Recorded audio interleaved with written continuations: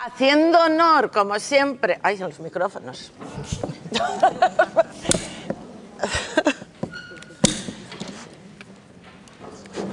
Yo como la valentona ya a viva voce os iba a decir, pero no, mucho mejor así. Que haciendo honor sobre todo a las personas que tuvisteis a bien llegar a tiempo y a la hora, vamos a empezar. Y ya lo de daros las gracias, o sea, voy a empezar dándoos las gracias por medio, acabar dándoos las gracias, qué sé yo. Ya sabéis que vemos ahí que estáis siempre y en todo momento y algo que me emociona muchísimo. Pero también tengo que dar las gracias fundamentalmente aquí a mi compañero sesudo. Yo dije, daime bolígrafo y papel, porque este hombre con lo sesudo que lle va a hacerme unas preguntas, aunque después de superar... Ya sabes... ¿Eh? ¿Esto? Sí, ¿ya? ¿Hola? ¿Sí? Creo que no va el micro. ¿Hola? ¿Hola? Ay. ¿Sí? ¿Va? Ah, vale, vale. Nada, sabes que es mentira, es eso de nada. Seguro que va a ser una cosa muy entretenida y bueno, vamos a, más que preguntarte yo a ti, vamos a dialogar un poquitín, que seguro que salen cosas... No sé. ¿Prueba este? Sí, este sí. Este sí. Bueno, no, decía ya Pilar que de sesudo nada y que más que preguntes, que yo creo que vamos a tener un diálogo, una conversación que puede ser interesante, esperemos que os preste y bueno, y seguro que es alguna cosina interesante tanto sobre el libro como sobre la época histórica que trata. Bueno, voy yo directamente, entonces Pilar, ¡Al lío! Bueno, a Pilar, la verdad hay que presentar a Pilar Sánchez Vicente y un poco, bueno, parece que sobra un poco, ¿no? Pero yo creo que una presentación de este tipo siempre tiene que haber un mínimo sin enrollarse demasiado, pero digamos un poco de contexto de quién es la autora, aunque la conozcáis de sobra, porque muchas veces, bueno, viendo digamos la biografía y la bibliografía de Pilar, cuando se ve un poco en conjunto es bastante impresionante, ¿no? Y más allá de lo que conozcamos en el día a día, de una persona que está constantemente escribiendo, constantemente publicando, una persona con una actividad pública continua, pero que tiene una trayectoria larguísima desde va muchísimos años. Ya sabéis que Pilar es convecina nuestra, y es decisión, y es escritora, pero también yo creo que es muy importante, especialmente cuando estamos hablando de este libro y de otros de ella, Pilar es historiadora de formación, y profesionalmente trabajó también como gestora de información para el gobierno del Principado de Asturias, haciendo labores de documentación y gestión de archivos. Llegó a ser presidenta de la Asociación Asturiana de Archiveros, Documentalistas y Museólogos. Digo esto porque, bueno, podemos comentarlo después, pero esa formación, ese conocimiento y esa capacidad de Pilar, yo creo que se ve en determinados momentos del libro de una forma expresa que vamos a comentar después, ¿no? También Pilar, aparte de eso, aparte de escritora, fue también trovadora por encargo, va muchos años con aquellos ripios cibercaleyeros, una experiencia que fue un poco cuando nos conocimos. Ahí fue cuando nos conocimos. Cuando nos conocimos ella y yo, que también, bueno, hizo, digamos, un proyecto que tenía en internet en el que escribía versos por encargo, igual que fue una de los protagonistas de este No Sancha, una hermana de Sancha, en este libro, ¿no? Pero antes, bueno, a Pilar, digamos, conocemosla principalmente ahora como novelista, pero yo cuando la conocí, aparte de aquella experiencia de internet, de los ripios aquellos, ¿y cómo se llamaban? Ripios cibercaleyeros, yo conocí a Pilar con La breve historia de Asturias, que yo, una obra de ella, una historia de Asturias, una breve historia de Asturias, que publicó en el año 1966 en castellano, después salió la versión en asturiano, y en la que hacía, digamos, eso, daba una visión de la historia de Asturias desde un punto de vista histórico y divulgativo también, que fue muy interesante, en concreto para mí, que yo era un rapacín, y fue una introducción a la historia asturiana de la mano de Pilar, aunque ella después, digamos, no siguió trabajando ese campo de esa forma, aunque sí es verdad que previamente sí tenías algún trabajo histórico, por ejemplo la tesina tuya, que yo creo que hay otra cosa también interesante que enlaza bastante bien con toda la tu obra posterior y en concreto con esta, hiciste la tesina sobre la condición jurídica de la mujer a través de las partidas, ¿no? Que digamos que soy supongo que en ese momento eso pues también te dio un conocimiento de cosas muy concretas que probablemente te valieron también para esta novela y para otras históricas que escribiste. Aunque la veamos ya como una escritora veterana, veterana en el sentido de una persona con una obra dilatada. Pilar, realmente la primera novela tú escribiste en el año 2001, que fue Comadres, ¿no? Realmente hasta el año 2001 Pilar no se estrenó como novelista. Después siguió Gontrodo, La hija de la luna, en 2004, que siguió una novela histórica, y una novela histórica, la primera novela histórica, y que está también, bueno, lleva una novela del tiempo medieval, aunque bastantes siglos después del Cantar del Norte, pero sí, digamos, ya trates la época medieval, y en concreto también el papel de la mujer en la época medieval. Más adelante, en el año 2008, das un salto para atrás bastante grande, La diosa contra Roma, que es la historia de una guerrera astur que se enfrenta a los romanos, pues eso, 800 años antes de que Sancha Suera esté, digamos, ahí en ese momento histórico también tan importante. En 2013 publiques Luciérnagas en la memoria, das un salto, digamos, al siglo XX. En 2018 Mujeres errantes. 2020, digamos, bueno, vamos un poco rápido, pero yo creo que es importante para ver, digamos, la obra y toda la trayectoria de ella, tanto en la novela histórica como en otro tipo de novelas, ¿no? Mujeres errantes, La muerte es mía, La hija de las mareas. Antes, ya en 2010, entrares en el campo de la novela negra con Operación Drácula, que sería Sangre en la cuenca, y La banda del Botox, que lleva un par de años, de 2023. El año pasado ya publicaste Madrebona, que también es una novela histórica, pero bueno, es así que lleva milenios, hay muchos milenios, 6.500 años atrás, y ahora llegamos hasta El Cantar del Norte. Bueno, y tienes otra novela también de este año, la de la Asturianita, ¿no? Que está... Atención, sí, que está allí para mayo, la de la Asturianita. Sí, sí. Anda por ahí, además, alguna pariente de la Asturianita. Digo, porque ya la tienes anunciada, y una novela que ya aparece tal, pero bueno, pero esa todavía no está disponible, que esa ya se falta. Así que leyendo rapidín, que no me seguís el ritmo. Ya hablaremos de ella cuando toque. Bueno, digamos que yo, antes de entrar en materia y a hablar de la novela, me gustaría comentar una cosa que creo que puede no ser muy conocida, ¿no? Yo, cuando hablamos de esta época, que aparentemente y un momento histórico, la Reconquista, la batalla de Covadonga, todas estas cuestiones del principio del Reino de Asturias, aparentemente hay una historia 1000 veces escrita y muy conocida, pero realmente, si analizamos las fuentes históricas reales en las que se basan esas crónicas, o sea, todo lo que conocemos, todo lo que se escribió durante más de 1000 años sobre este momento histórico, básase únicamente en 3 crónicas, ¿no? En 3 crónicas que son las llamadas crónicas asturianas. La primera es la crónica albeldense. La segunda, bueno, tienen varios nombres, la rotense, y la tercera, la sebastianense, ¿no?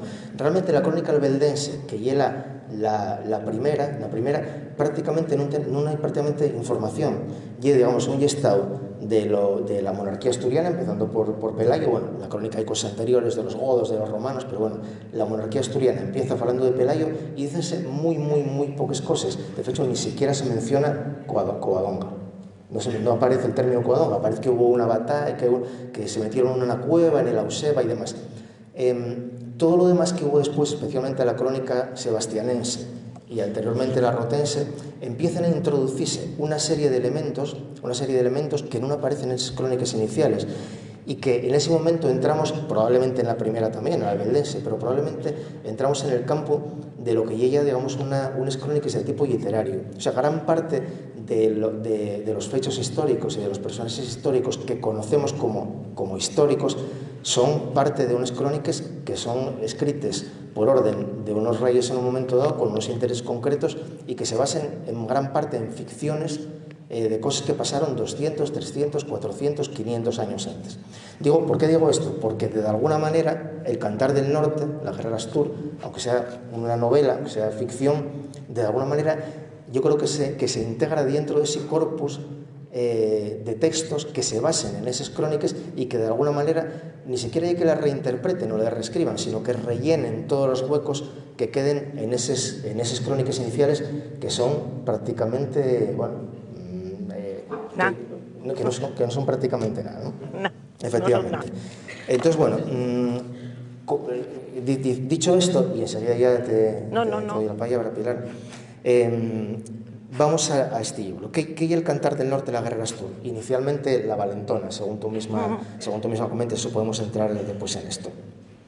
Bueno, empieza la novela a final del año 745. Tenid en cuenta que la batalla de Covadonga, bueno, a fecha sea entre 718, 721, no está claro, pero la novela empieza en el año 745, digamos, y un final en el que vamos a les últimes hores de la protagonista, ¿no? de Sancha Suera. Y a partir de ahí, la hermana, Aurelia, va, digamos, contándonos, que digamos que es la narradora que está durante todo el libro, va contándonos la historia de la valentona, de Sancha Suera. Digamos que aquí lo que vemos es una historia principalmente en la que un grupo de mujeres, principalmente tres mujeres, tres hermanas, que son Sancha, Aurelia y Constanza, junto con otras hermanas, y bueno, aparecen en un momento dado, en ese momento que puede ser a principios del siglo VIII, 710 y pico, tal, y vemos, digamos, unas personas que en ese momento ni pertenecen a la realeza, ni son grandes magnates, ni son absolutamente, son unas mujeres, digamos, de campesines o mujeres que sobreviven o que viven a cargo de una madre monomarental bastante disfuncional, como se diría ahora, alcohólica, promiscua, castiza, y que tienen que ganarse la vida en los mercados, en principio vendiendo principalmente vino, ¿no? Eso vamos a entrar después en ello porque me interesa especialmente todo el tema.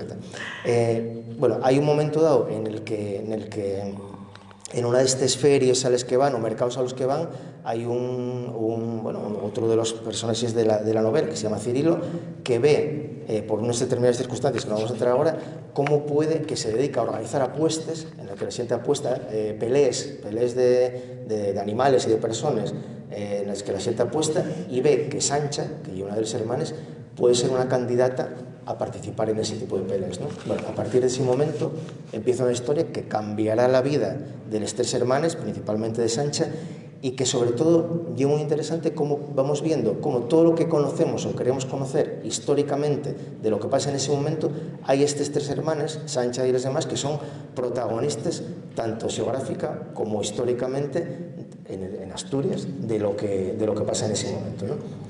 Bueno, yo creo que como introducción, y también vamos a intentar no hacer spoilers porque la gente todavía no... Tiene que leerlo. Entonces, Pilar, bueno, lo primero, yo diría que, bueno, primero, gracias primero por invitarme aquí a estar contigo en una presentación.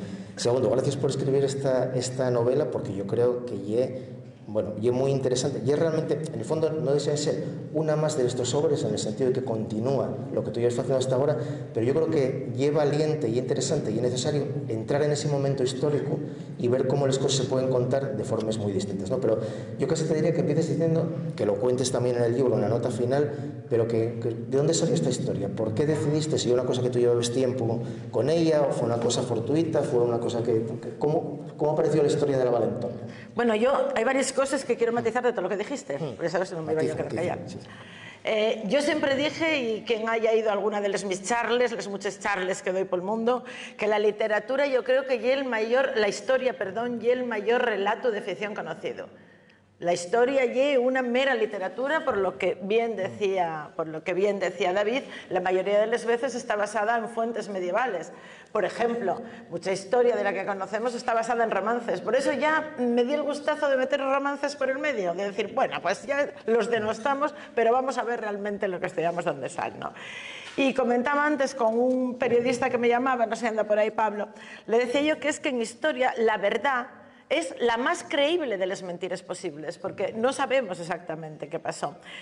La novela parte del año 745, pero efectivamente no hay tiempo, no hay un marco. Tú no vas a saber si la batalla de Covadonga fue 718, 722, para empezar, porque para Aurelia Suera el tiempo tampoco tiene esa importancia. En aquel momento no se miden los años con esa sensación que tenemos ahora de nombrar. Aurelia Suera y la hermana de Sancha. Y la hermana de Sancha, y la trovadora, digamos, y la novela que estáis leyendo, y la trova, el cantar, que ya la novela al principio se presentó como la valentona, el cantar cantar de Sancha Suera y luego quedó en el Cantar del Norte de la Guerrera Asturias. Esto ya sabéis que pasa muchas veces con las novelas.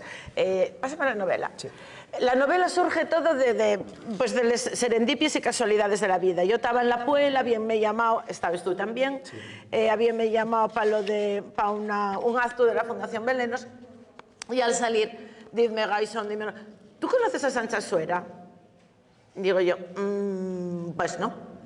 Dime, joder, ¿y que salen las memorias de Asturias? Me cales gafes. Y que salen las memorias de Asturias, que tal y cual. Gracias.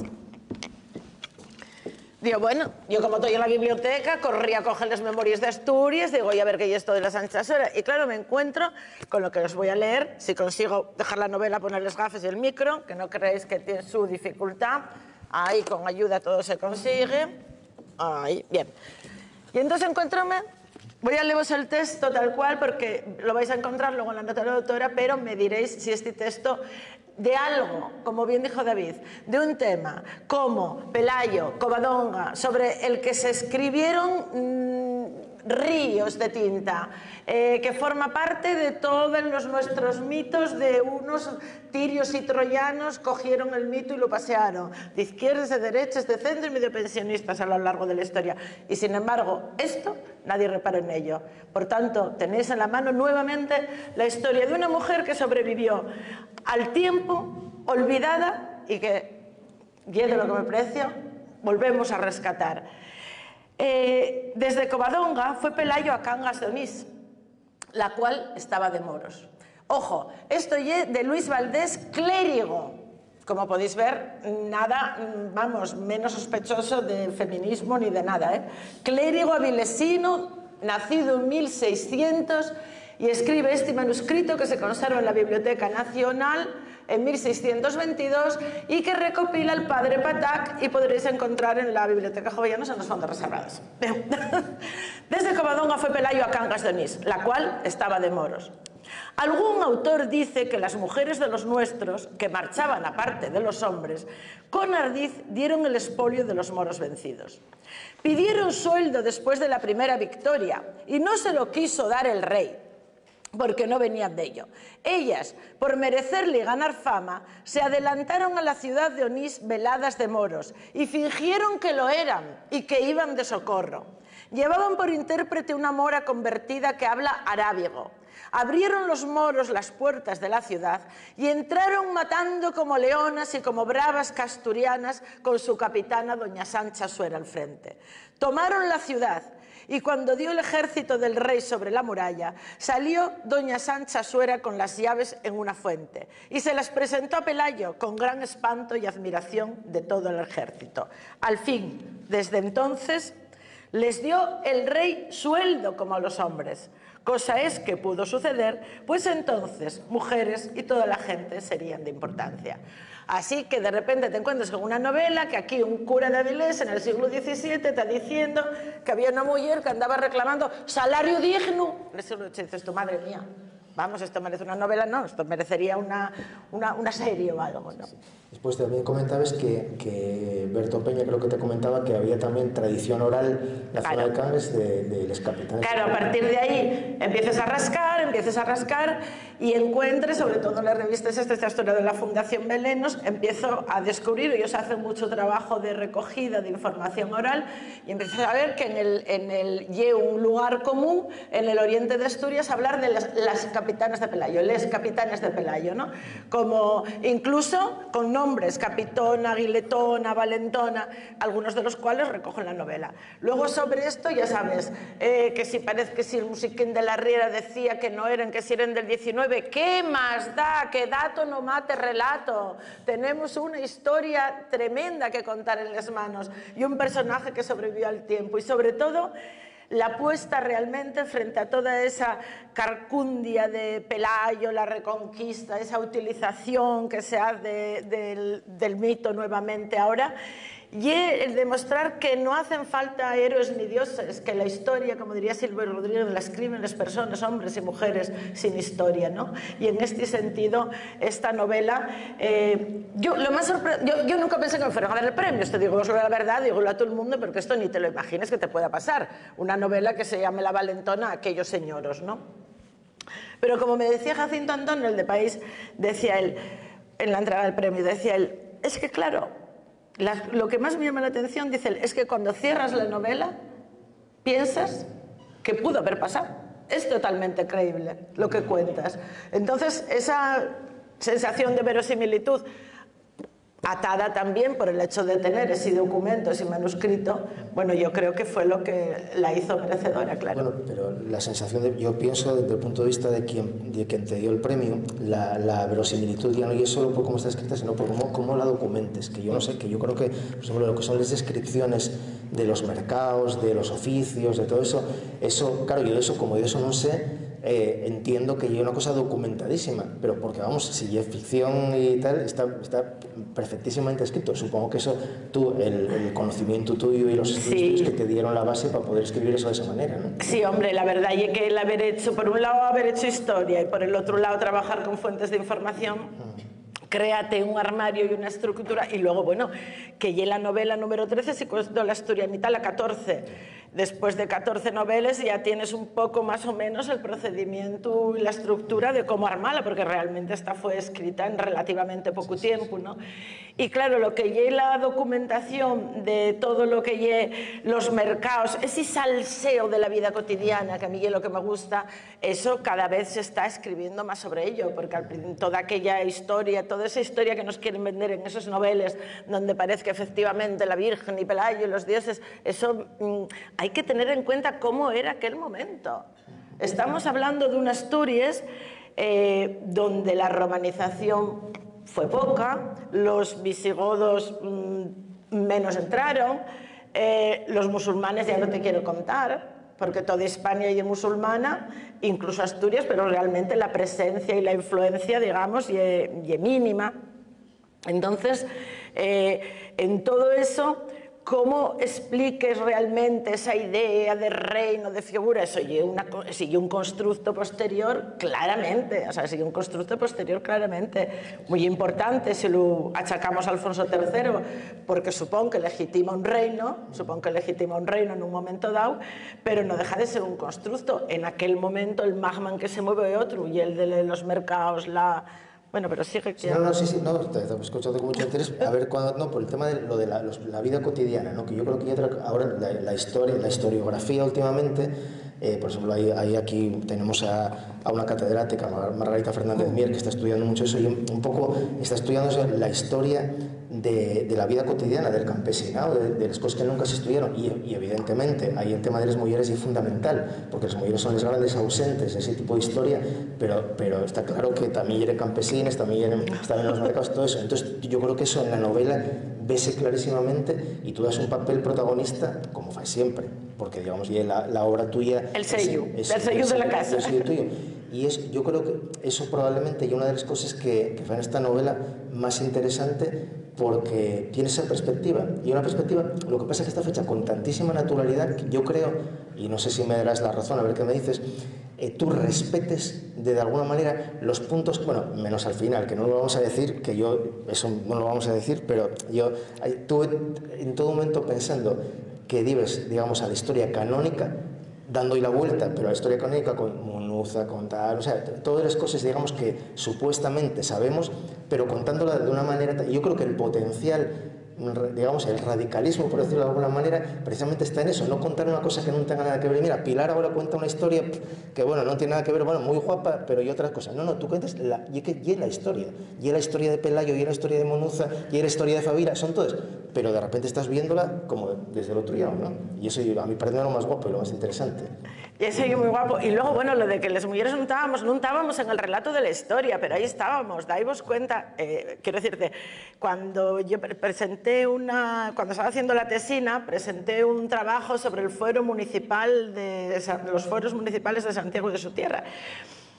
Y claro, es que había 70 oficios femeninos. que si ahora dices enfermeras, ponte por ejemplo, ¿no? O maestras, ponte por decir que feminizáramos algunas profesiones. En aquel momento te encuentras 70 oficios que se ponen en femenino y son oficios fundamentalmente los reservados, son oficios fundamentalmente todos los reservados a la venta, vamos, la venta al por menor siempre fue nuestra, pero si ahora entres en la encuesta de población activa y mires a qué se dediquen las mujeres que trabajen, en un 60 y pico %, o sea, más de la mitad, trabajen también en la venta al por menor. Si tú vas por las calles, les tiendes, les lleven las pequeñas al pequeño comercio y a manos de las mujeres. Si vas al rastro, los puestos, la mayoría son de mujeres. Si comercio, el papel de las mujeres, yo creo que el papel de las mujeres está no solamente en lo que viene a ser esa vida cotidiana, que ahí es fundamental, por lo que vuelvo a decir siempre, somos más de la mitad de la población y el resto fíos nuestros. Aquí, si nosotros cerramos el grifo, nos extinguimos. Entonces, ese papel y un papel que influye en muchísimas cosas, en la religión, en la vieja, que luego si quieres hablamos de ella, influye en la perpetuación, la legitimación de las dinastías, de la dinastía de Pelayo, va a través, y matrilineal, va a través de Ermesinda y Adosinda, de les hijes, son los que hereden, los que hacen que esa legitimidad y la legitimidad de sus herederos. El problema que tenían, que el problema que siempre van a tener las monarquías son los bastardos. Lo vamos a ver a lo largo de la historia muchas veces, que quieren gobernar. Y luego hay otro papel de las mujeres fundamental, que es el cierre, las alianzas, porque aquí en Asturias, desde el tiempo de la diosa contra Roma, Asturias y los astures y romanos, no solamente tenemos Asturias, están astures y cántabros. Ese astures y cántabros va perdurando en el tiempo. Con lo que conocemos de los visigodos, ahí estaban los dos duques, ¿no? Fácila y Pedro, siempre y tal. Y van a ser precisamente los matrimonios nuevamente, y luego los matrimonios con Pamplona y los matrimonios con Galicia, siempre va a ser esas alianzas matrimoniales. Luego el papel de la mujer, parece que no estábamos en ningún lado, pero cojona, hacíamoslo todo. Pero claro, digamos que el papel de la mujer, de esas grandes mujeres, yo más o menos conocido y tratado, porque yo creo que gran parte de la novela histórica va a ser Isabel, no sé qué tal, esa gran mujer que en un mundo de hombres consiguió llegar a tal, pero yo creo que en esta novela, en esta en concreto, ese papel de esas hermanas, esas mujeres, esa agrupación de mujeres, son las mujeres que funcionan de alguna manera de forma independiente. Yo una cosa que me llama la atención, que aprovecho para comentar ahora, yo entiendo que desde el punto de vista de la promoción del libro, y es muy importante cómo se plantea, ¿no? Pero eso de que Sancha y una capitana de Pelayo, a mí en la novela Pelayo parece uno que pasaba por allí prácticamente. Pero porque, ella probablemente Pelayo fuera uno que pasaba por allí, o sea, quiero decirte. Porque digamos que ella funciona, evidentemente participa y tal, pero eso funciona de forma independiente, o sea, no es que de repente hubiera una que Pelayo, tú vas a ser mi capitana y ella consiguió, no, y una cosa que tal, que se incorpora a eso, pero que está allí y puede seguir y realmente podría estar con Pelayo o sin Pelayo de cualquier forma. Efectivamente, y bueno, yo lo que te digo, y cuando como este rollo lo he hecho siempre, vuelvo a echarlo. Yo cuando entré en la historiografía, en la historia de la mujer, no había ni siquiera en el ministerio un instituto de la mujer, y ya estaba yo trabajando sobre la historia de la mujer, ¿no? Entonces, al principio, cuando los historiadores nos pusimos a trabajar en esto, para empezar, tenéis que chocar con los propios compañeros, que te miraban como de lado, como diciendo, ¿qué historia me está contando esta? ¿Qué me quiere contar ahora? Y luego lo primero que hicimos efectivamente fue rescatar las grandes figuras de la historia, rescatar a Olimpedólogo, rescatar a Margol, rescatar a las grandes. Pero una vez ya pasado ese momento, lo que te interesa realmente es esto, y ver dónde estaban las mujeres, cómo pudieron llegar. A mí lo que realmente me hizo escribir la novela y pensar, ¿cómo coño llegó Sancha a ser capitana de Pelayo, tener un batallón de mujeres y ser reflejada en el siglo XVII por un cura? Es decir, cuando ni siquiera sabemos si Pelayo existió o no. Por eso yo digo que tanta validez y tanta plenitud tiene Pelayo como Sancha, tanta legitimidad. Una mujer que sale en este libro, aunque lleva una constante, no aparece, digamos, como, bueno, yo creo que no llega a haber ningún diálogo con ella ni nada, ¿no? Pero que aparece constantemente y que es importantísima, y es Faquilo. A ti mucho te gusta Faquilo. Y esa ya es real, doña Faquilo firma. Sí, digamos que Faquilo, el primer documento auténtico, digamos, porque muchísima de la documentación que tenemos medieval son copias posteriores. O sea, el testamento de tal, bueno, sí, y del año 806. Bueno, sí, pero la copia que tenemos, el documento real, pues igual y de 1100. Quiero decirte, muchísima de la documentación con la que trabajamos ni siquiera, no hay una documentación de la época. Puede ser, hay copias que se tienen por reales o por verídicos, otras no, otras son falsificaciones, interpolaciones, pero hay un documento que ya del año 803, que ya el llamado Ego Faquilo, que ya el primer documento que existe en la península ibérica, que es el primer documento de una monarquía de la península ibérica real, o sea, que se sabe que se escribió realmente, que ya una copia auténtica, una copia no, que ya una original, del año 803.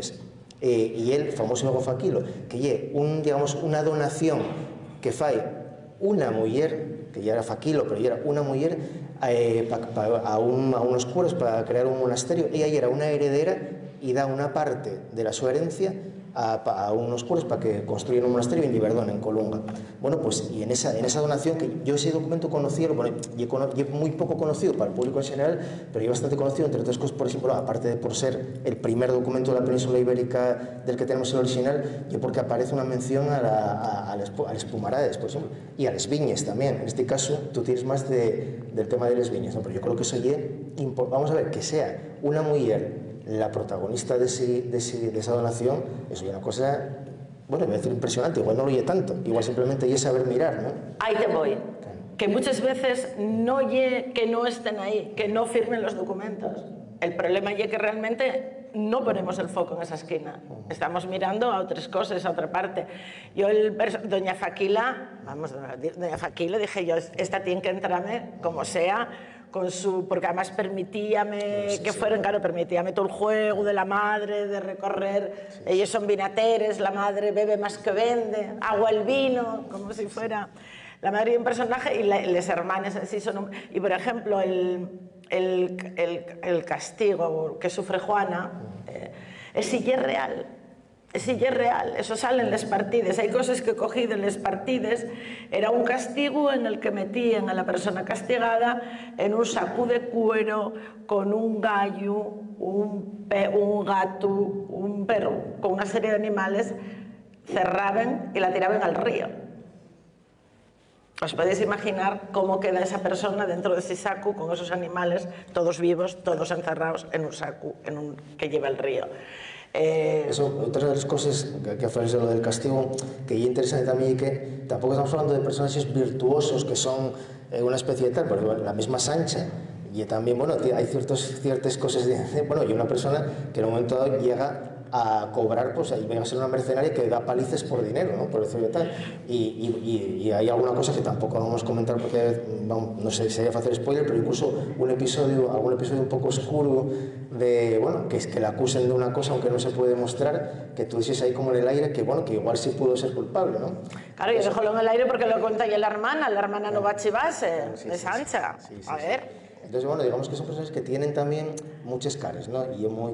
Oye, decías antes lo de otra cosa que es muy interesante, que ya también un tópico, pero que ya interesante verlo plasmado de esta forma, y en esa época el poder que podía tener, bueno, el poder del cristianismo, que ya tenía un poder muy grande, y la pervivencia y la convivencia de todo lo que podía ser ritos anteriores, paganos, otras religiones más antiguas y tal, ¿no? Eso vamos, y es fundamental. Y que llegue el momento, A mí gustan mucho, ya lo sabéis, estos terrenos fronterizos donde están las cosas, donde está el huevo sin cuajar, está todo ahí mezclado, ¿eh?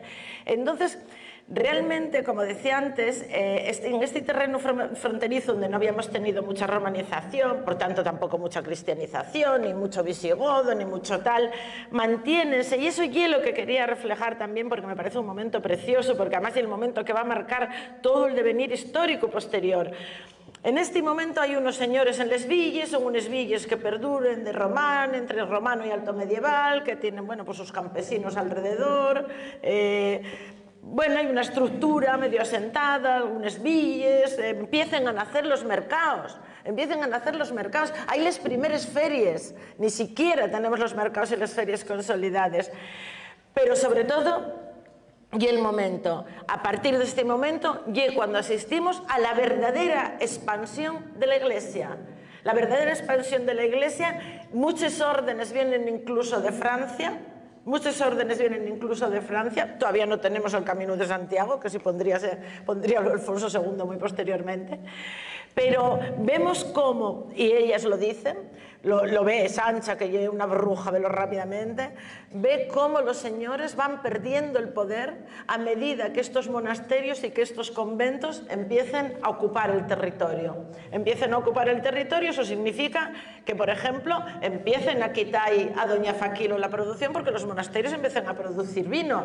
Encima, como lleva Dios, pues claro, ni pagues tributos ni nada. Los campesinos que están en la miseria, pues se acogen al monasterio.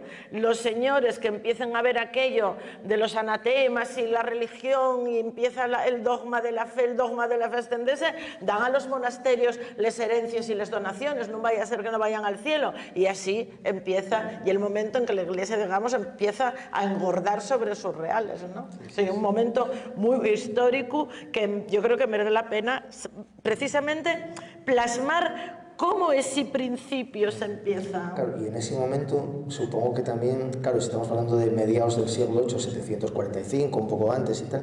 Claro, una de las pocas referencias que hay en las crónicas asturianas a algo de este tipo y que coméntase que Ramiro I, que reinó un poco, años 50 años después más o menos de esto, 60, 50 y 70 después, dice una de las frases un poco enigmáticas que aparecen en las crónicas y que quemó a los magos.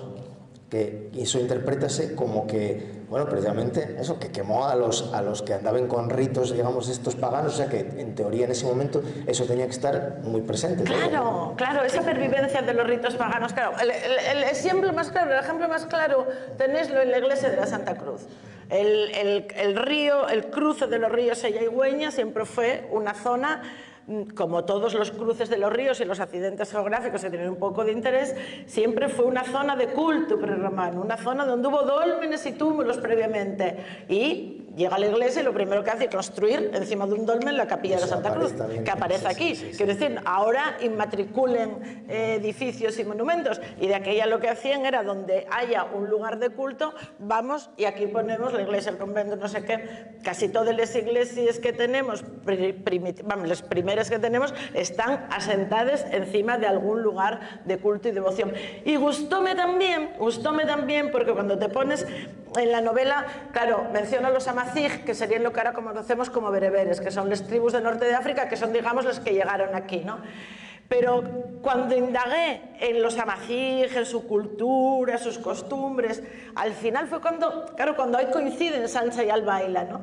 En que realmente ese universo cultural primigenio, que aquí se llama la Vieja el Monte, que allí se llama la diosa no sé qué, que al otro continente se llama la Pachamama, en realidad estamos hablando de la misma estructura. Claro, esto de la Vieja aparece también, incluso comentábamos esta mañana que hay una escena, digamos, una parte al final que aparece el arco la vieja, que el arco la vieja, comentábamos también, digamos, el nombre tradicional del arco iris en asturiano, en gallego, en portugués también, bueno, sobre todo en asturiano y gallego, y el arco la vieja o el arco la bella, y ese, en otros sitios aparece también como el arco de Cristo, el arco del Señor, el arco de la Virgen, o sea que realmente la vieja y esa divinidad, ¿no? Tiene esa equiparación del origen, ¿no? de la diosa primigenia en ese caso. Y por eso también quería representarlo, porque en realidad la novela está construida en dos planos. Todo empieza cuando en el 745 se van a enterrar a Sancha, la Valentona, al Valle de Orandi, en un acto que en aquel momento ya la Iglesia, y Bernardino no te quiero contar, consideren absolutamente sacrílego, pero así todo va porque, bueno, ella merezlo, ella lo vale. Entonces como van allí, bueno, y la tensión es entre lo antiguo y lo nuevo, exacto. Lo antiguo y el respeto también, digamos, a eso antiguo que supuestamente está desfasado y es sacrílego, pero que funciona, ¿no? También porque bueno, en gran parte que también, digamos, es la dicotomía esa entre el oso también y tal, y bueno, eso no vamos a destripar, pero yo una cosa muy interesante y muy guapa, está muy trabajada desde ese punto de vista de ver cómo Bernardino, que es el que representa a la iglesia y todo, que por cierto, mira, eso ya que hablamos de Bernardino, cuéntanos un poco el tema del poder y la iglesia, cómo funciona eso, porque a veces da la impresión, dentro de ese universo también de del pueblo, digamos, que tú representes principalmente a través de las mujeres, como que estén los visigodos o los romanos o los musulmanes o los cristianos, en el fondo, no te digo que más o menos igual, o sea, la gente está a sobrevivir y a tal, pero y cuando, digamos, en la ambición del poder de la que tiren, digamos, bueno, digamos, o sea, la religión como ese instrumento, digamos, del poder para conseguir unos sistemas políticos y de dominación que principalmente está representado por los paisanos, ¿no? En este caso. Sí, sí, sí. Esa era encaja con lo que decíamos antes de cómo a través de monasterios y de conventos la iglesia se va expandiendo.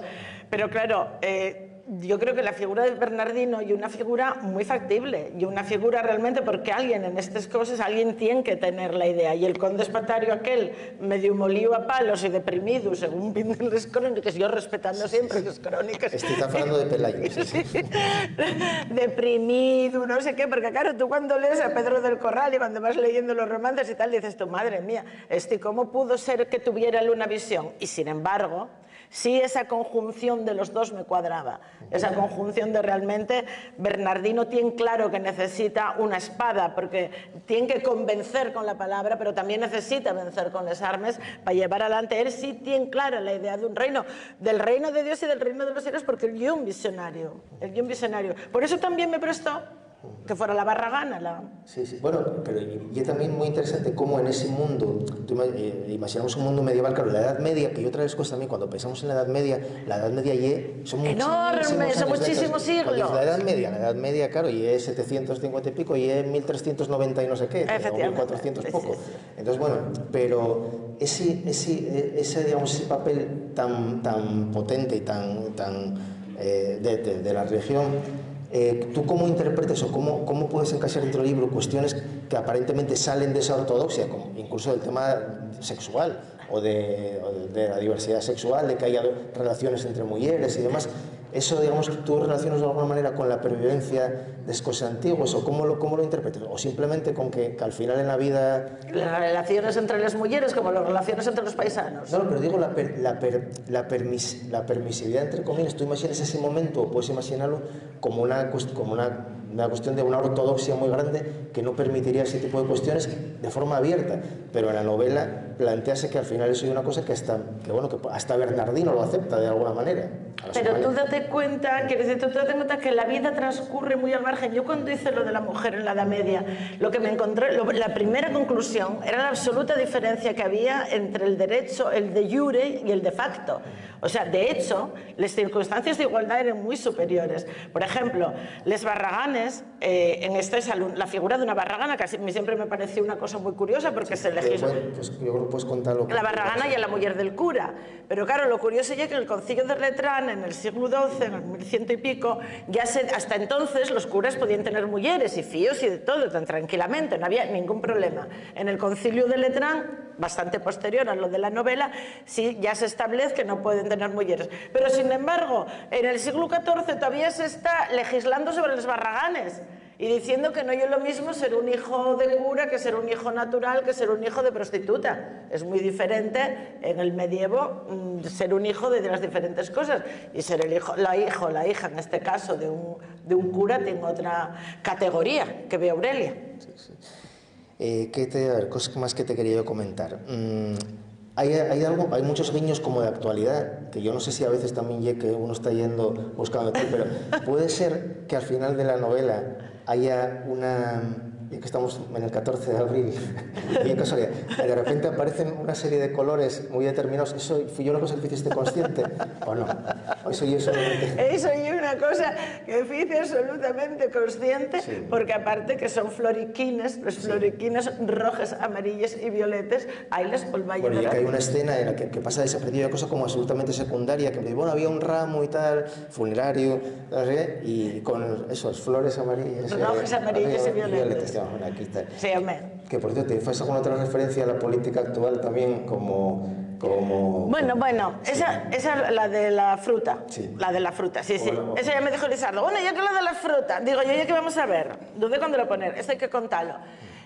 Juglares, había muchísimas mujeres juglares, había juglareses y trovadores, mujeres, todos los que queráis. Y además hay que leerlo y hay que estudiarlo porque sus cantares y sus trovas eran muy distintos de los que hacían los paisanos. Eran muy distintos, son figuras muy distintas. Esbozo un poco el perfil en la novela de lo que serían unes y otras. Pero efectivamente, les mismes policías, los jueces que andaban por los mercados, que lo mismo si la valentona peleaba desnuda, amenazada, desnuda, vamos, como los gladiadores, llevámelos al obispo, no sé qué, multas, etcétera, vigilaban el... Perdíme, porque iba a decir lo del vino. Perdíme. Sácame de este apuro. Estamos con la fruta. La fruta. Sí. Cuando venían los policías, los jueces y no sé qué, está, y además es que hay trovas que lo reflejen, donde decían, pongamos el ejemplo, puta, decían fruta. Entonces, claro, todo el mundo dice, ¡wow! Eso es muy actual. Y digo yo, vamos a ver, dudelo, porque sabía que quien lo leyera, cuando lo leyera, iba a encontrar una clave actual. Pero también era una forma de decir, solo el decirlo es vieja tontería.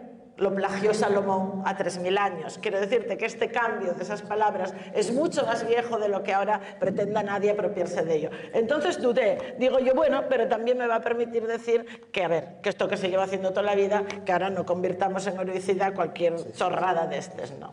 Oye, y toda la, digamos, ahí tienes una dramatis persona al principio en la que expliques quién y quién, pero aparecen un montón de nombres.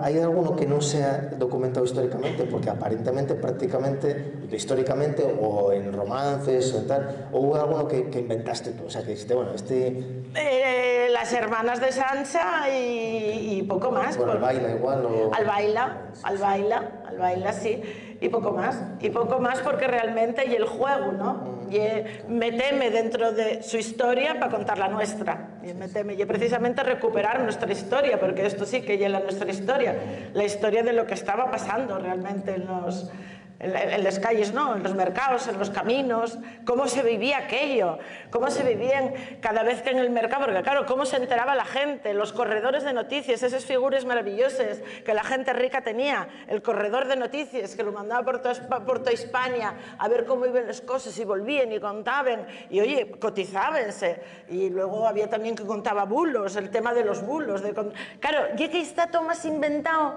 y todo más viejo que el mundo, Y cuéntanos un poco también el tema de la figura de los osos. Bueno, porque ahí sabéis que, bueno, dentro del tema de Fabila es muy conocido, ¿no? Pero digamos que ahí Pilar desarrolla una cierta... Bueno, y es muy importante la figura del oso. Bueno, la figura del oso es muy importante porque la figura del oso es muy importante. La figura del oso en este momento es algo clave. Los nobles se precian de matar el oso, la caza del oso, se organiza como una cacería, y algo además nobiliario, no está permitido a la plebe, a los... Bueno, si os ocurra matar un oso a los campesinos, porque los maten a ellos. Y luego, bueno, lo suyo un animal muy peligroso también. Entonces, ese reto de enfrentarse a su oso, de luchar con su oso, esto realmente formaba parte de tal. Entonces, bueno, Sancha tiene su historia con su oso, tiene su propio oso. El Valle de Orandi, la verdad es que hay que conocerlo, ¿eh? El Valle de Orandi es una maravilla. Luego por estas Asturias, y es que tienes las montañas del oriente, sobre todo, tienes esas montañas calices, ese verde y la mar tan cerca, entonces tiene y absolutamente duro e inhóspito para vivir en esas montañas, pero a la vez tiene un componente cuasi mágico, ¿no? Un componente cuasi mágico. Claro, que el Valle de Orandi es de un valle real. Digo porque comentes una cosa que lleva... Yo creo que lo más heterodoxo que comentes no está en la propia novela, está en la nota final, cuando dices que para ti tiene tanta credibilidad Luis Valdés que Sánchez Albornoz, ¿no? Claro, Sánchez Albornoz es muy interesante porque lo que hizo, digamos, Sánchez Albornoz, cuando empieza a desarrollar la obra de él, y un momento en el que toda la cuestión de la historia oficial, digamos, de la Reconquista, que principalmente se crea en el siglo XIX, está en cuestión a principios del siglo XX, está muy cuestionada, y entonces Sánchez Albornoz desarrolla todo un proceso de investigación y de erudición, digamos, porque una persona muy erudita y un monstruo, digamos, en el buen sentido, ¿no? Y lo que se dedica allí a demostrar, entre comillas, que existió la batalla de Covadonga. ¿Cómo lo demuestra? Viendo allí y diciendo, mira, no dice qué tal, ahí está. Entonces va mirando, va con un grupo de estudiantes, creo que sobre el año 1920, y demuestra la existencia de la batalla de Covadonga, demostrando que pasó lo que pasó porque existe, porque digamos que se cuestionaba que era todo fantasía. Y no, entonces ya como si dentro de 500 años también, digo, porque bueno, puedes ir al Valle de Orande y decir, oye, no, esto, mira... Ahí está enterrada la Valentona. Porque mira, estoy en el Valle de Orande. Hombre, ¿no? ahí está enterrada. Así yo cómo se construye la historia. Digo que en este sentido tú formes parte ya de ese grupo de personas que están reinterpretando y reescribiendo la historia de Asturias. Bueno, consta que con todo van a entrar en internet y ya dice todo el mundo que era Elvina. Dalo todo el mundo por hecho, sí, que era Elvina. Sí. No, pero en respecto a la batalla de Covadonga, con todo esto de la historia oral, de los relatos de Oriente, de lo que se cuenta, de lo que no se cuenta, también los topónimos ayudan mucho. Por ejemplo, la Gusanera, que hay una riega, siempre se dijo que se llamaba la Gusanera porque allí habían los moros que habían huido de la batalla de Covadonga, habían quedado allí los cuerpos, nadie los había recogido, habían quedado comidos por los gusanos. La Gusanera hay un topónimo que encuentres en el Google Maps. Pero siempre se habló de la troncada de Pelayo. Que no voy a decir nada para que la leáis, que es muy guapa, la troncada de Pelayo. Pero yo al ver la troncada de Pelayo dije, oye, es mucho más lógico. O sea, es mucho más lógico que esto hubiera sido cómo lograron acabar con ellos, que lo de que estuvieran los cuatro ahí arriba, tiraran las flechas desde abajo. Eso no lo podemos contar porque sería destripar un poco el final de tal, pero como yo decía antes, sí hay una parte del final que se sale un poco de lo que lleva, un poco bastante del canon, digamos, de lo que lleva la batalla de Covadonga, ¿no? Que llega tal, que están en el cueva, de los cristianos, tal. Eso, como, sin contarnos, sin haceros el spoiler, ¿cómo discurriste esa parte final para dar esa vuelta? O sea, bueno... Como no podemos hacer tanto spoiler, ya no sé de qué me está hablando. La batalla, la propia batalla. Ah, pero porque la propia batalla, la troncada de Pelayo, se habla de ella. La troncada de Pelayo está escrito sobre ella. Vale, digo porque exactamente el tema de lo de la cueva no se cuenta exactamente igual. No, lo de la cueva no se cuenta así. Claro. Lo de cuenta no se cuenta así. Bueno, no sé si contarlo así o dejarlo con... Cuéntalo. No cuento nada. Bueno, no puedes, pero podemos decir que hay cierto cambio de protagonista. Pero que sepáis que hay cierto cambio, pero que también está recogido en la tradición oral. Al final, ¿qué escogemos? Tú a la hora de hacer cualquier novela, ¿qué escoges? Escoges lo escrito en las crónicas del 12, lo de los romances del 14, lo que escribió Sánchez de Albornoz en el 19. Al fin y al cabo estás cogiendo relatos. Hablando de relatos, no sé cómo vamos de tiempo. Fatal, pero, porque es la gente que rechace. Vale, pues entonces, solo una cosa más sobre que es fundamental, porque la protagonista ya es Sancha, pero la protagonista ya también, o sea, digamos, quien lo cuenta ya Aurelia. Ya comentaste algo antes de lo de los trovadores, pero esto dónde, porque otra cosa interesante también de los romances, y que muchos de los romances que conocemos ahora son también reconstrucciones, sí. Porque los romances tienen 37 versiones, y llegó Menéndez Pidal principalmente y dijo, no, mira, el romance, lo de Cid y pero él, digamos, que hizo un corto y pegó de donde quiso. Vamos, claro. Entonces, digamos, esto, cuéntanos un poco, y ya si queréis, si acabamos con esto, el tema del romance, lo importante que lleva, bueno, porque ya el cantar. Y el cantar. ¿Cómo se construye eso? Y cómo se construye también la figura de Aurelia, cómo la importancia que tiene el libro y cómo, digamos, bueno, porque ya el cantar y cómo acaba y cómo empieza en ese sentido la... Claro, yo cuando empecé con los trovadores, la existencia de las trovadoras, juglares, etc. El saber que realmente tú te enterabas de las noticias de lo que pasaba en España, tú te enterabas en el mercado. Tú ibas al mercado y allí había alguien que contaba verdad, mentira, pagado por alguien, no, lo que estaba sucediendo, lo que sucedía. Ese papel parecía siempre precioso. Y ese contar era un contar en rima y un cantar de juglaría. Hay cuentes. Claro, siempre tienen un punto de picardía los juglares más que los trovas. De hecho, hay una verdadera guerra entre trovadores y juglares, que si me ridiculizas, que si... Eso aparece también. Que eso aparece también, ¿no? Como me estropean.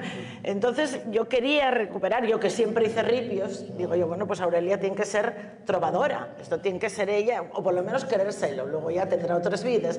Tampoco hablamos de otra hermana, de la tercera hermana, que vamos a hablar poco porque esa parece una sanadora, que sabéis que hay una figura que también está muy presente en las mis novelas, como homenaje precisamente a todas esas mujeres que casi hasta ayer se ocuparon en los pueblos y en las vides de curar, de sanar, de proteger con remedios locales, con eso siempre, y en este momento más que nunca, claro. Y que tiene también un papel fundamental al final de la... Tiene un papel fundamental, claro. pero tampoco vamos a entrar en ese papel fundamental, que sepáis que nos quedaron muchísimos papeles fundamentales más, que vamos. Bueno, pues nada, tenemos que hacer una tertulia dentro de un mes y medio, ya para comentar, digamos, ya haciendo los spoilers y todo, y con la siguiente con la novela. Y actualizar. Bueno, voy a daros, vamos a ver, cosines de intendencia. Como la edad no perdona, para la hora de firmar, decidme el nombre de la que vais allí con el libro, porque ya sabéis que siempre se me olvida, en bloqueo, y no conozco ni la mi hermana, ¿eh? Entonces decís, fulanita, y yo, ¡ay, qué bien, hoy fulanita y firmo! Porque si no, igual os pongo el nombre de otro, que alguna vez me pasó, y queda fatal. Espero que todos los que tengáis novela tengáis pin. Si alguien ya había comprado la novela, pero se quedó sin pin, que hable. Que tengo aquí, levanta el dedo, está aquí mi hermana que tiene unos pins de repuesto para quien haya no se quede sin su pin. La firma esta vez la haces ahí donde estaban las novelas, y bueno, pues como siempre hay unos extras, me complace dar paso en homenaje a Aurelia, la trovadora que escribe esa novela, a nuestras recién llegadas del corazón de los picos de Europa, también donde discurre esta novela, las hermanas Sisters Coro Miembro. Un aplauso para ellas, por favor.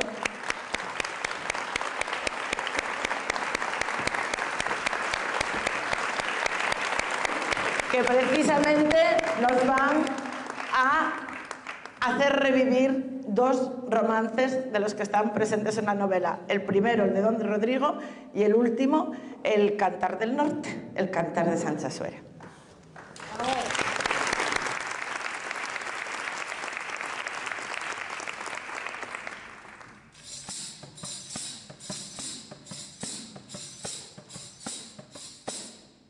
Las huestes de don Rodrigo desmayaban y huían cuando en la octava batalla sus enemigos vencían.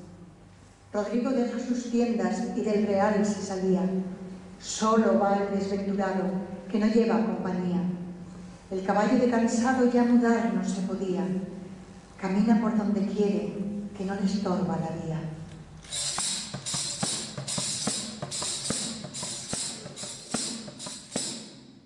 El rey va tan desmayado que sentido no tenía. Muerto va de sed y hambre, que de verle era mancilla.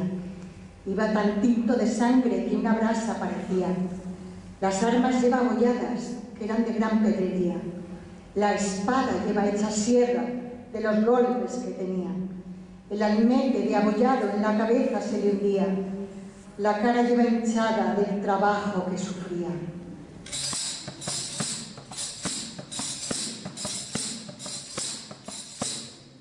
Subióse encima de un cerro, el más alto que veía. Desde allí mira a su gente cómo iba de vencida. De allí mira sus banderas y estandartes que tenía, cómo están todos pisados, que la tierra los cubría. Mira por los capitanes que ninguno parecía. Mira el campo tinto en sangre, la cual arroyos corría. Él, triste de ver aquesto, gran mancilla en sí tenía. Llorando de los sus ojos, de esta manera decía: ayer era rey de España, hoy no lo soy de una villa. Ayer villas y castillos, hoy ninguno poseía. Ayer tenía criados y gente que me servía. Hoy no tengo una almena que pueda decir que es mía. Desdichada fue la hora, desdichado fue aquel día en que nací y heredé la tan grande señoría. Pues lo había de perder todo junto y en un día. Oh muerte, ¿por qué no vienes y llevas esta alma mía de aqueste cuerpo mezquino? Pues se te agradecería.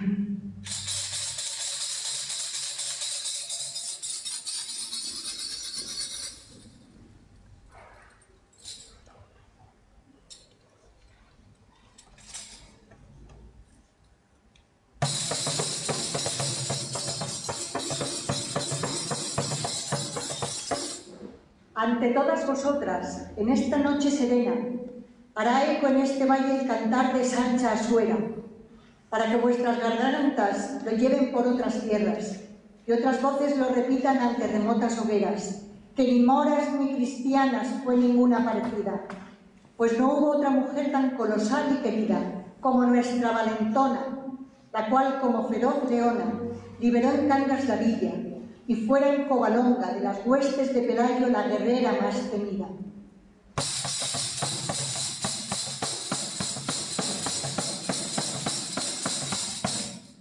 Cabalga la valentona con arrojo y gallardía sobre su manta de lana, con su piel de oso encima, que miedo mete mirarla, ni más miedo le tenía, pues no hay una como ella en toda la morería.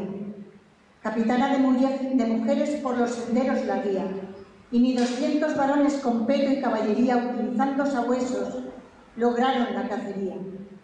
Ya el Balí Munuza arde, y en Córdoba ya se gritan, que el dinero recaudado sea de noche o de día, vayan hacia el sur o el norte, Sancha Asuera se lo quita. Por traición de sus soldados, Rodrigo perdió la vida.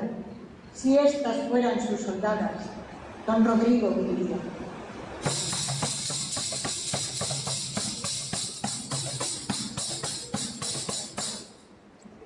Levantemos nuestras voces y únanse a las del cielo, la Santa Virgen María, los ángeles del firmamento, los espíritus de Orandi y los de nuestros ancestros, que de sus males y quiebras cesó por fin el tormento.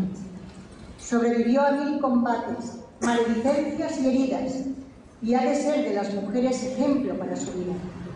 Subieron todas de Cangas a darle la despedida, y quiso su amante Albaila, mora africana nacida, que en el más allá siguieran como en el acá unidas. No te has muerto, valentona, gozas de la gloria eterna, y cuando dé fruto el grano y el nuevo reino florezca, serán savia en su ramaje tu valentía y tu fuerza. De boca en boca verás ensalzada tu grandeza, recordabas tus batallas, repetidas tus proezas, pero fuiste, eres y serás la más temible guerrera, enseña del norte a sur para siempre, Sancha Asuera.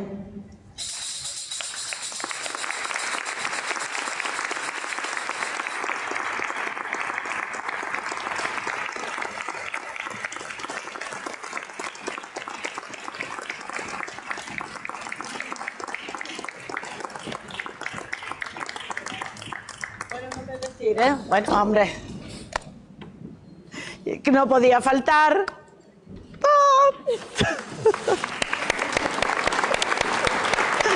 Toma. Los nuestros, David, los nuestros son rojos, amarillos y violetas. Bueno, pues vamos a hacer la foto de familia. Muchísimas gracias, como siempre, por haber venido. Sabéis lo muchísimo que os quiero y preparaos que la siguiente ya la tengo ahí. Gracias.